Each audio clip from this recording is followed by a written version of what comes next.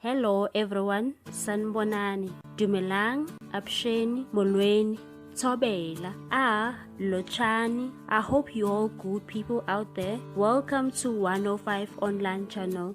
In this channel, we are bringing you celebrity news, entertainment news and gossip celebrity news. If you are new into this channel, please subscribe. Ingakho nje uma iSouth Africa ijoina iBRICS kwabigadlile kulaba. Uma ubhekile kahle wonke amazwe akuBRICS ahlaselwe ngendlela eyisimanga. Kuqale kwavuka inkinga eRussia phakathi kwayo neUkraine. Kusa nje ungakabikho umhlangano kwathiwa siyayiduba iRussia sanctions. Uthe usathi ubheke lokho iBrazil kwavuka ivote of no confidence. Ngebhadi ke kubona yawuqala nje iqala ukuhlangana emginqo president wakhona.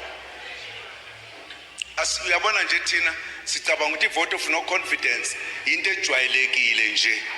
Mhlambe lo Zuma lo ngempela kuyinkinga. Sikhohlwa nokuthi sekwenziwe lokho la eBrazil kwashintsha umbuso. ESouth Africa kwathiwa sushintshe nakhona. Kwanzima ke eSouth Africa ngoba kulula la. Akulula.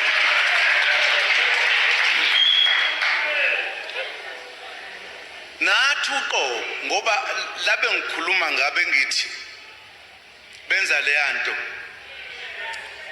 Bathunyiwe manje singazi thi ukuthi abakhulume kuqala.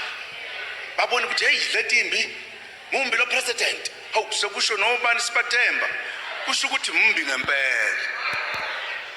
Kanti sokukhuluma ubani? Indaba iphuma la ekwapeni.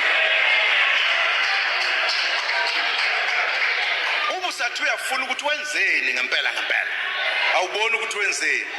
Kodwa umuntu akhuluma baze bajuluke imbi le ndoda. Kuhlaselwa iBRICS asiyiboni. Because the balance of forces is hlukile manje. iChina bayihlasele ngama rating agencies.